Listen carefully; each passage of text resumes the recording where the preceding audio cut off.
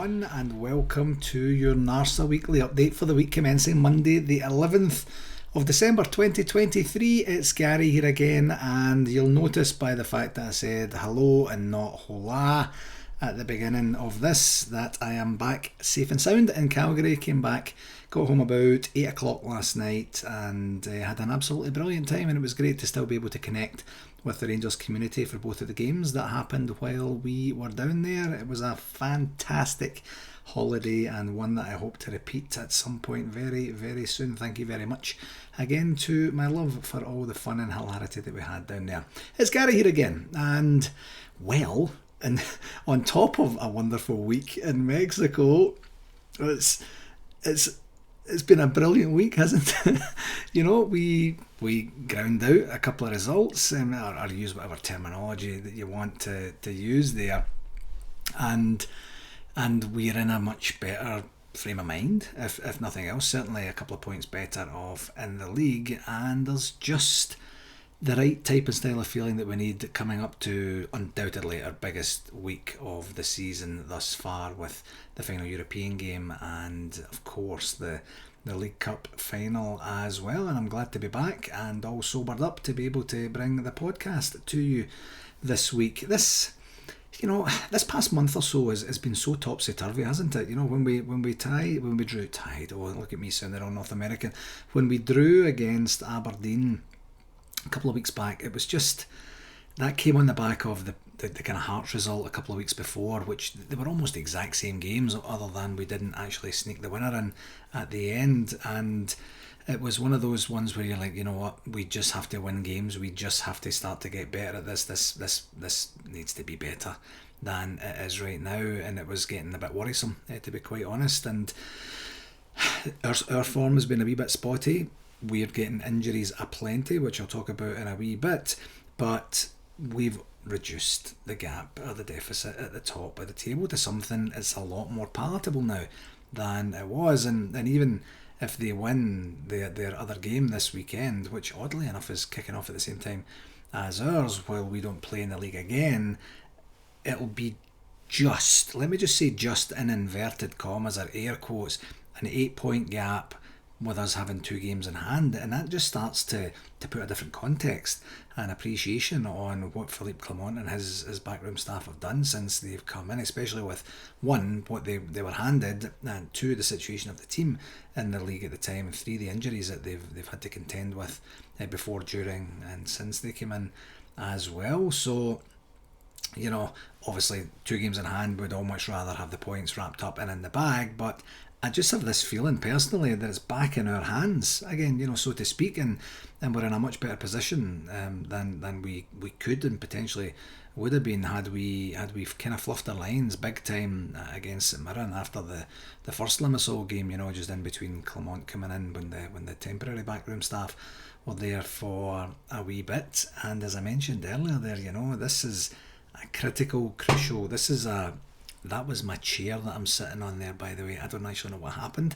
I just started to nod my head and it just started to creak there. I'm actually, where I record these every week is in Leo's room, because the sound is a lot better. There's a lot of kind of material around about me to absorb the sound, so it makes it a wee bit of a crisper quality. But I'll maybe take a peek at this chair after that. But anyway, on to the football. I'm okay if anybody was worried about it. 2 games this past week, starting with last Wednesday's 1-0 win at Tynecastle against Hearts, of course, in a game that should have been actually in a lot of testimony to more learnings that Clement will be getting with his team as well, because this game should have been so far out of sight a lot earlier in the match. Our finishing for this one was ridiculously bad, wasn't it? And add to that, of course, another injury that we found out about afterwards to Tom Lawrence and Danilo, and it's just, you know, at that point you're kind of like, oh, this is summing up the season for us thus far. And quite realistically, or quite honestly, how Philippe Clement is getting a tune out of who is left, and how he's kind of putting these puzzle pieces together, and you know, I don't know what he does from an analysis perspective, or he just sees different things in different players where he's saying, listen, you can do this, try this role, this is what we need you to do for this particular match or whatever. He seems to be a bit of a master at that for right now, because what he's doing is absolutely incredible in terms of getting the results that he's getting and getting a tune out of the players, as I mentioned, that he's been getting as well. It was a bit of a tough one to watch, of course, not from where I was literally sitting in Mexico. Of course, that was brilliant, but you know, I thought Hearts were just Hearts. You know, it was one of those games. I think I mentioned last week or a couple of weeks ago, maybe, that when we show up at Tynecastle, we get a hustle bustle game, but we typically win. Not always, I know, but we typically win. And they of course gave us a real fright at Ibrox, which I mentioned a wee while ago there. But we took care of them fairly handily at Hampden in the League Cup semi-final. And I thought this one was kind of almost like back to normal, if I could say that, and just a bit more routine than the other two. And we played well enough. And, you know, if we'd have just taken some of the chances that were presented to us, we would have been in a much better position to just enjoy the game, you know. Positives, 3 points at Tynecastle are always good, and that's the best and the main thing. And for the goal, that was an absolutely brilliant goal. The ball from James Tavernier and the finish from Seema were just fantastic. That's what happens when you shoot early. That's what the Aberdeen boy did against us a few weeks back there. And, you know, before the goalie even gets a chance to kind of ready himself, you know, bang, the ball is in the back of the net, and it was an incredible, it was a world class pass that Tavernier had sent through for him as well. Only negatives for this one, of course, the two injuries, which we didn't really know too much about, especially for Danilo at the time. But the Tom Lawrence one, he's just becoming one of them, isn't he? You know, one of those injury prone players that we have, and that's all from that nothing tackle. You know, was it last season or the season before? Last season, I guess it was, when at the end of the game, 4-0 up against St Johnstone at Ibrox, and the guy just decides to go and crunch him, and then here we are. His career is just kind of stopping and starting. I feel so bad for the guy, but he's just as unreliable now as Kemar Roof is. Unfortunately, it's too bad. But our finishing in the game, I think that's the only real negative. That's the thing I'll remember from the game, it was just awful. You know, and the stats tell you that. We had 52% of the possession. We had 15 shots on target, with 15 shots on goal, with 5 on target, and they had 8 shots in total with 5 on target as well. So they matched us shot for shot, of course, but you know, we could and should have been a lot better than we were. It was tough to watch. On the referee watch, I actually don't recall the ref having too much of an influence on the game, and I really don't remember getting overly annoyed about anything that he did. So I'm going to just give him the standard 7 out of 10 and then just move on from there. Our second game was Saturday's home game at Dundee, home against Dundee, and I thought it was quite an eventful game, you know, when you look back at actually what happened in it, and some of it not for exactly all the right reasons. We ended up with a makeshift central defensive partnership of John Souttar and Liam Balogun at the beginning, and it honestly looked like they had not even never played together. It's like they'd never met each other, and maybe they'd never even played football together, because it was absolutely pandemonium at the back with the two of them. And that's when you start to realise the presence of and calming influence of Connor Goldson, you know, him being rested, of course, for the two big matches that we have. And you know, and I think that really contributed to the fact that we were 1-0 down within about 5 minutes or so. And just before that, Jack Butland had pulled off an absolutely world-class save, just doing what Jack Butland does. And, you know, it's essentially their first attack. He's got no business saving that, and then he puts it around the post. But from the resulting corner, this is what this team is capable of. You know, we missed we missed a header, then it comes back in, and then we kind of headed it back. I think it was John Souttar headed it into the guy's path, and it's just some calamitous decision making for their fella just to steal in and slot it home for 1-0. It's just awful goal. And the problem is, we know we have them in us, which is okay to a point if we score everything that we need to score at the other end. You know, I'm okay with 6-2, 7-3, 7-4 in a game. I'd be quite fine with that for a period of time if we just got back to firing again. And what happened straight after that goal, in the immediate aftermath, I thought was we were all over the place for a wee bit. It didn't take us long, of course, to get back in to the game, of course, and we did what we had to do. But we could hardly string a couple of passes together in that immediate moment, and then nothing was working.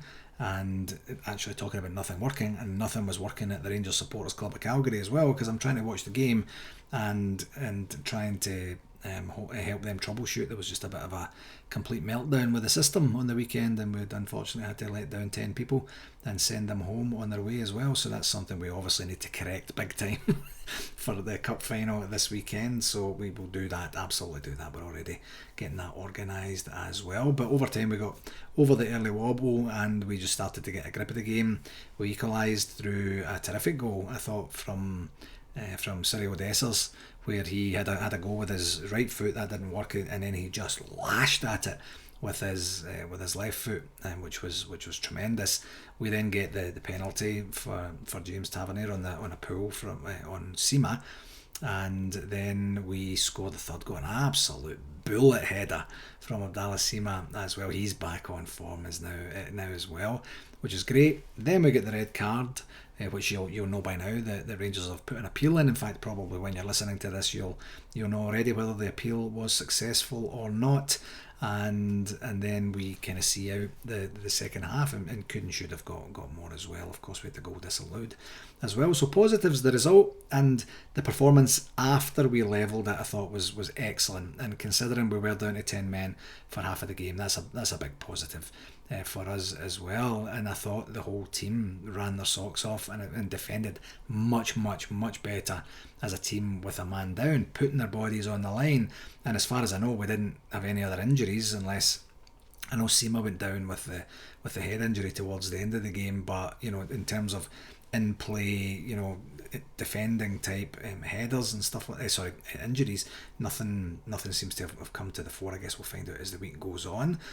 But we just rolled our sleeves up and we just got stuck in, and it felt a wee bit odd, but very, very welcome, of course. And also another positive is to get to get some of our key players back some key players rested. It was a positive. Connor Goldson being the absolute example there. And as I mentioned earlier, it was great to see Dessers get a goal as well. And I think that's actually what happens when you don't really think too much about it and just lash at it. I mean, he tries to take too many touches, and then he's not fast enough to be able to take it past a man, or doesn't seem to be skillful enough to be able to do that. Just absolutely lash at it every single time, and you'll have more good luck than bad luck, I would suggest. And I do genuinely feel sorry for the guy that it has been going so badly for him thus far. But I think was I reading this morning, or did I hear this morning? That's something like 7 goals he's got for the season, which is not a bad return when you consider the amount of stick that he's getting as well. And we need him. Danilo's out now, so he's going to be our main man. So you never know if that may be a bit of a catalyst for him. I know I say that every time he scores, but one of these times I'm going to be right. And it was good to see Dujon Sterling get a game and playing in midfield as well. And I thought he played really exceptionally well as well. So so good on him.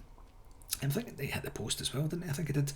And I was, as I mentioned earlier, getting a wee bit worried about Sima's slump that I'd mentioned over the last couple of weeks, but he's back to his best now. So, as I mentioned, I hope that he's not too badly injured with anything going on in his head or skull or anything like that. On the negatives, their opening goal was rough. It was rough to take, and a wee wobble for about 5 to 10 minutes after that was kind of tough on the eye as well. But to go a goal down early and claw ourselves back in front, and then go down to 10 men right on half time, and then see the game out against what I would honestly consider being a fairly competent Dundee team. I know that we've had 2 margin victories over them in the last wee while, with a 5-0 game at Dens Park and then 3-1 on the weekend there. But I don't think it should be overlooked that they're actually a decent outfit, pretty good going forward and things like that as well. So but yeah, nothing else from a negative perspective. On the stats, it says we only had 55% possession, which I'm assuming is really as a testament to having 10 men for the second half. It still felt like more than that, but that's what the Rangers website says. But we had 16 shots on goal with 9 on target, to their 8 on goal and 3 on target as well. So fairly entertaining game overall then. Now, on to the ref watch for this one.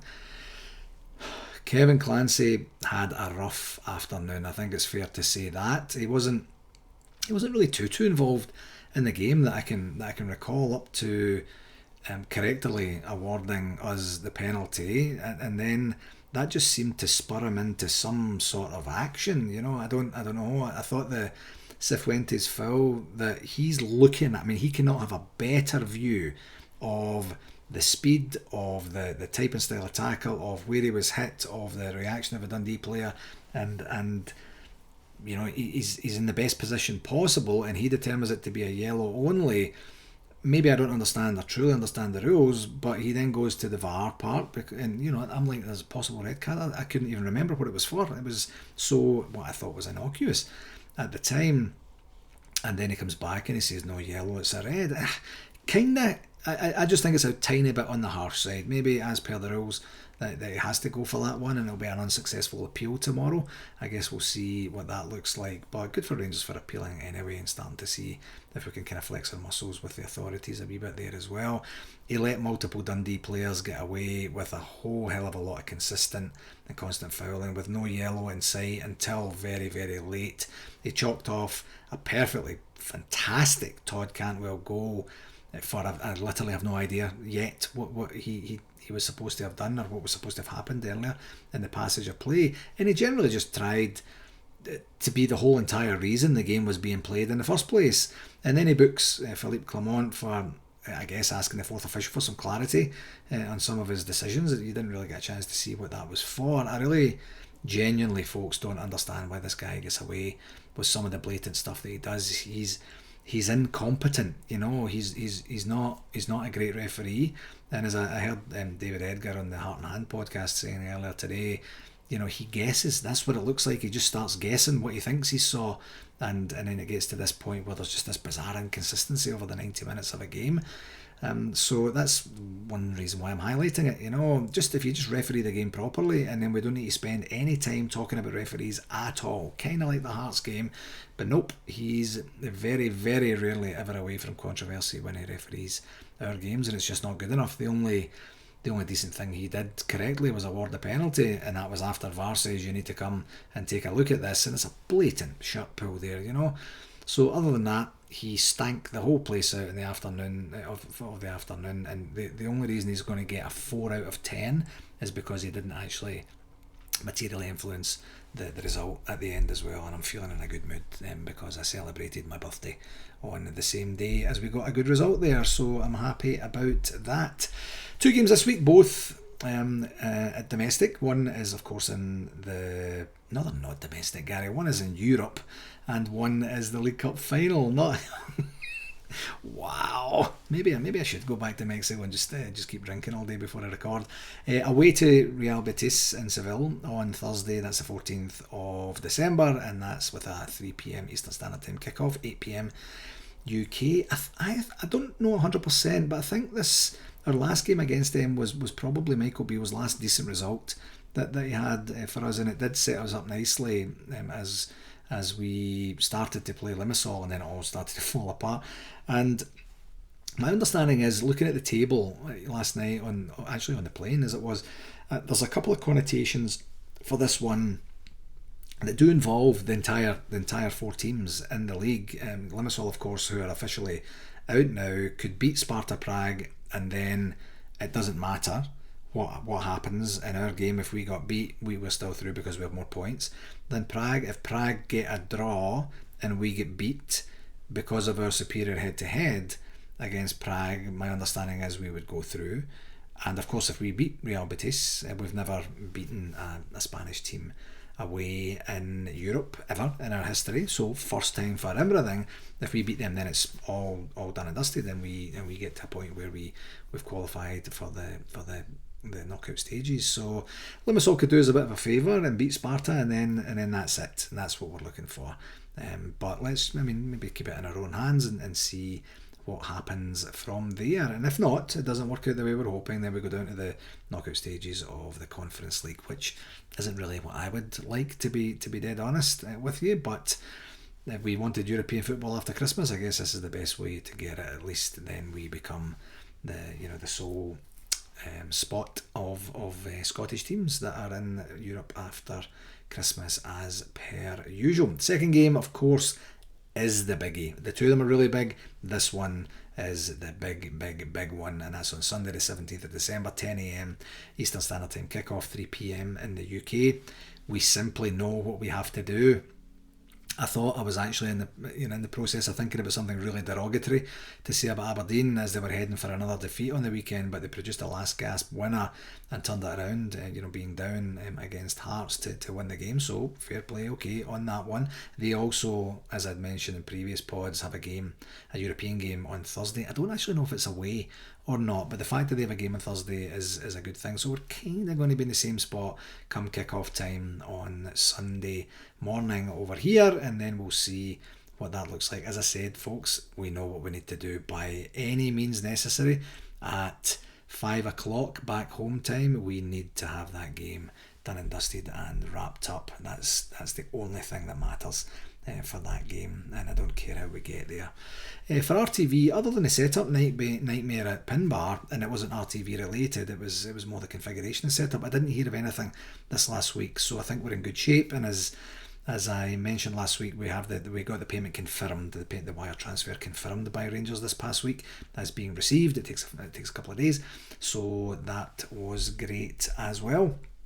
On the shoutouts, a wee bit more information here in terms of some logistics surrounding Nicky Lyle, and we have his information here about his celebration of life details as well. So I'm just going to read this one out again if you don't mind. And it's sadly after a short illness, Nicky, as he was affectionately known to his countless friends, passed away peacefully at University Hospital on Friday the 17th of November 2023. He will be fondly remembered as a smart, well-dressed gentleman who loved nothing better than a good chat. Nicky was born in Glasgow, Scotland of course, and emigrated to Canada in the 60s to work at the Ford plant in St Thomas as a millwright until he retired.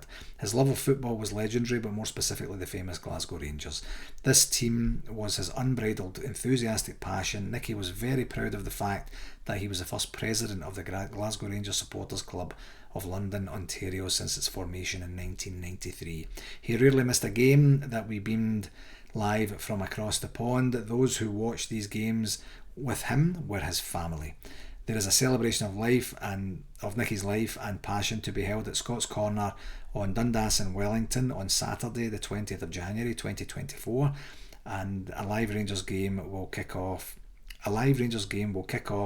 at 12:30 p.m, followed by the celebration, and that's the Dumbarton game in the Scottish Cup that was done there as well. So wonderfully written there, and we're hopefully going to get something nice mentioned out there on the day of the game for him as well. On a little bit of a lighter note, I'd like to wish my good friend over here in Calgary, Peter McAleer, a very happy 65th birthday this past Friday there. I didn't realise our birthdays were so close together, just the actual day, not the date or the year, obviously with him being 65. Let's just get super clear about that. I know I sound mature, but happy birthday Pete, and many happy returns. His family got him a lovely granite plaque outside Ibrox. I'm not exactly sure whereabouts it is, but it's just got something very, very it's simple sitting there, kind of in terms of what they wanted to write for him as well. So lovely gift. I can't remember exactly what it says, or I would tell you, but happy birthday Peter, and I'll get a chance to buy you a drink after we win the cup on Sunday here as well. And in terms, I know I mentioned last week about my pal here, Ken Allen, whose dad Fred had passed away, and I did that shout out obviously for Heather a little bit earlier in the year as well. But one thing I just wanted to talk about was just about the life after they came to Canada, and they immigrated to Canada in 1967, and he had been very active in the Masonic Lodge in Scotland as Ken was back in the day here as well, and joined a Calgary lodge when he immigrated, and eventually joined Eastern Star with his wife Harriet, where they were both very active for many years, and the friendship and fellowship that they received in the organisations would help them through many things, and not least of which was Harriet's unfortunate passing. and Fred will always be remembered as a good man, is what his draft eulogy has said here. I'm reading a wee bit from it and kind of ad-libbing on other things as well. And he just enjoyed taking care of the people that he loved. And the reason I'm mentioning it again a wee bit this week was I kind of rushed through it. I didn't have all the information I wanted last week, but also to let everyone know about the memorial service that's going to be held at McInnes in Holloway, and that's on Heritage 1708 16th Avenue North. That's across from the North Hill Shopping Centre here in Calgary.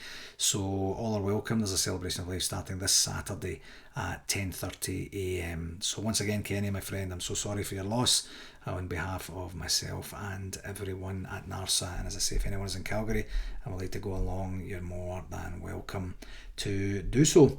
On a convention update for this week, we were supposed to have a meeting with the Gaylord Palms sales representative, and I think that was scheduled for, was it tomorrow or Wednesday, something like that, Wednesday or Thursday this week, but I just didn't align everyone's schedule, so we couldn't get it organised, so we've pushed that one out to next week. Still waiting to hear back from the Omni person as well, so I maybe need to email again, because I send my emails from a Hotmail, sometimes it might go into their junk, because they were very receptive and very responsive as well before on that, so that we'll get that organised. As I say, my target is to have those conversations and move the paperwork on a wee bit before the end of this month. Just another quick reminder of what Billy Brownlee and his crew over at the Sunshine Coast Rangers Supporters Club are doing, and of course they have the convention for the very end of February and squeezing into the beginning of March, and you can go to orsa2024.com.au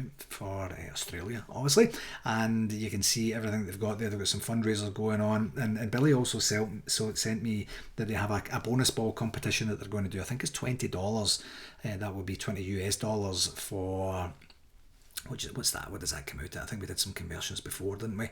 I can't remember. Probably about a tenner or something like that. £10 kind of thing. And but this is for a season 2006-2007 signed shirt by the entire squad, and that's going to be the bonus ball competition. So there's limited amount of bonus balls that you can get for that. So if you could take a look at the socials for that and get more information, if you're interested in supporting that and more interested in winning a fabulous prize, you're more than welcome to do so as well. On the communication section, the Gers guide for this week, we had that there's a loan review that was published today, so I'm always looking for Yanis Hadji and Alex Lowry as well. And Lowry's, he's got a chance to do his big favour on Sunday as Hearts go to Sharkhead and get themselves organised, and Hadji's still plugging away there. I think they got beat on the weekend, but I think that stopped a run of 3 victories or 3 unbeaten, was it, something like that? I can't remember. So staying fit, playing games, and we are dying in midfield right now, so I wouldn't be surprised to see both of those players called back in January and give them an opportunity to come and contribute to the remainder of the season. They were very, very light the way things are working out. And on Tuesday there's an Academy Christmas Jumper Day, where the Rangers Academy will host its 4th annual Christmas Jumper Day in aid of the Glasgow Children's Hospital charity. On Wednesday is going to be the Real Betis press conference, and there's also going to be some footage on RTV from the training ground before they head over to Spain. Of course, Thursday's the Betis game. Nothing scheduled officially for Friday, and then on Saturday we've got the press conference for the League Cup final, of course, and there is a My Gers Women's Open training at the Rangers Training Centre as well on Saturday. And then on Sunday it's the big one. It's the big one for us, and that's of course at 3 p.m. back home time. And then an hour later, Rangers women play the host at Broadwood Stadium, Hamilton, in the SWPL. I don't understand. That's odd, is it not? Like, they wouldn't give the women's team an opportunity to go and celebrate with the men's team and at least be part of it or support, and see how their counterparts on the male side are doing. That's too bad that they wouldn't even have been able to just kind of move that and give them an opportunity. So, the cup will be pretty much won by the time they kick off anyway, because it'll be half time, and then they can go and enjoy a thrashing of Hamilton at the same time as well. Last thing I want to share this week So I'm on my new career journey, which involves a lot of reading, a lot of learning, a lot of absorbing of information. And I came across this thing about a month or so ago, and I wanted to keep it for this exact pod. And it's a thing called collective effervescence. Collective effervescence. And it's a sociological concept that was coined by French sociologist Émile Durkheim. And you don't need to worry about any of that sort of stuff. But according to him, a community or society may at times come together, and simultaneously communicate the same thought and participate in the same action. And such an event then causes collective effervescence, which excites individuals and serves to further unify the group. This is exactly what we're going for this week, especially on Sunday. So that's what we're hoping to do. That's what we're going to get to. If anybody is in Calgary here, please come down to the game. It would be great to pack the place out. They've got an early bar licence. It's open at 7:30. Bar's open at 7:30. Kitchen's open at 7:30. Game kicks off at 8. I promise it will be working and we'll get it all organised. We have a meeting down at the pub on Thursday just to make sure that everything is A-OK. And I would love for you to come down and buy me a pint, of course, since I'm underemployed, and then we can celebrate the game and the victory together. But collective effervescence, folks, is exactly what we're going for in both games for sure. But more importantly, we need that League Cup back to where it belongs. Alrighty, that will do it for this week, my friends. As always, I'd like to take this opportunity to thank you very, very much for taking the time to listen. Please do pass it on to whomever you think might enjoy it. And until next week, let's just continue to work this momentum and end the week unbeaten and look forward to once again being, as I mentioned earlier, the only Scottish team in European football after Christmas. And then let's get this collective effervescence cranked to the max by lifting their first trophy of at least 3 this season, please, and thank you. Until next week, please do take care of yourselves, folks, and we'll chat again on Monday. All the very best. Cheerio.